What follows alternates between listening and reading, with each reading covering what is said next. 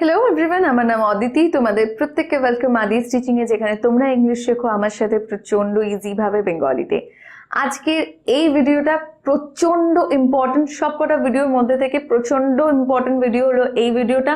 কারণ আজকের এই ভিডিওতে আমরা আলোচনা করতে চলেছি টেন্সের ব্যাপারে। এমন কিছু সেন্টেন্স আজকে আমি তোমাদেরকে দেখাবো যেগুলো প্রচন্ড ইজি, বাট স্টিল যদি তোমাদের টেন্সের বেস কাঁচা থাকে তাহলে এই সেন্টেন্সগুলোকে ঠিক করে বলে ওঠা পসিবল হবে না। তার জন্য এই সেন্টেন্সগুলো কিরকম ভাবে আমরা সঠিক টেন্স প্রয়োগ করে বলবো সেটা আজকে আমি তোমাদেরকে এই ভিডিওতে শেখাবো।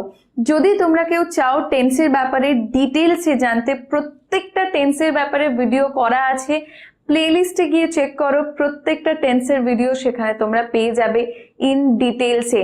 বাট আজকে একটা উদাহরণকেই 12টা টেন্স ব্যবহার করে কিরকম ভাবে আমরা বলতে পারি সেটা আজকের এই ভিডিও লেসনে আমি তোমাদেরকে শেখাবো। 12টা টেন্সই আমরা আজকের এই ভিডিও লেসনে কভার করতে চলেছি, খুব চটপট কভার করতে চলেছি, তো খুব মন দিয়ে দেখবে আর ভিডিও লেসনটা পুরো শেষ অবধি দেখবে, কারণ ভিডিও শেষে আমি তোমাদের সাথে সবচেয়ে গুরুত্বপূর্ণ জিনিসটা আজকের ক্লাসে শেয়ার করব। তো ভিডিওটা পুরো লাস্ট অবধি দেখবে। চলো প্রথম যে সেন্টেন্সটা আছে সেটাকে কিরকম ভাবে বলবো, কোন টেন্স ব্যবহার করে বলবো দেখে নি। আচ্ছা, ফার্স্টে কি বলেছে দেখো, ফার্স্টে বলেছে সে খেলে। সে খেলে বলেছে, তার মানে তার রোজকার একটা স্বভাবের কথা বলেছে। সে খেলে তার মানে এটা বর্তমানকালে আছে, এটুকু আমরা বুঝতে পারছি, এবং এটুকু বুঝতে পারছি যে তার স্বভাবের কথা বলেছে। খেলে মানে সে রোজ খেলে, স্বভাব বোঝাচ্ছে। তো যখন কোনো সেন্টেন্স বর্তমানে থাকবে এবং যে সেন্টেন্সের মাধ্যমে কোনো ইউনিভার্সাল ট্রুথ বা হ্যাবিচুয়াল ট্রুথ প্রকাশ পাবে, তখন সেই সেন্টেন্সটা আমরা ইংলিশে কোন টেন্স ব্যবহার করে বলবো?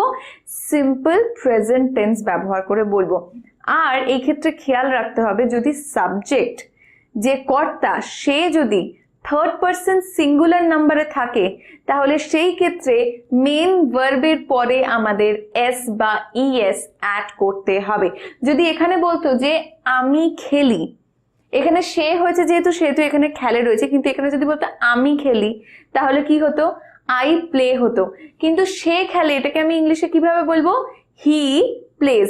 কেন হি এর পর প্লেস বসিয়েছি? কারণ হি এখানে যে সাবজেক্ট রয়েছে সে থার্ড পারসন সিঙ্গুলারে রয়েছে, তার জন্য এখানে কি হবে? হি প্লেজ হবে। ওকে, হি প্লেজ। নেক্সট ওয়ান, সে এখন খেলছে। আচ্ছা, বর্তমানে কোনো কাজ হচ্ছে বোঝাচ্ছে, সে এখন খেলছে মানে তার খেলাটা এখনো বিদ্যমান, এখনো সে খেলছে। তার জন্য কোন টেন্স ব্যবহার করব? কন্টিনিউয়াস টেন্স ব্যবহার করব, প্রেজেন্ট কন্টিনিউয়াস।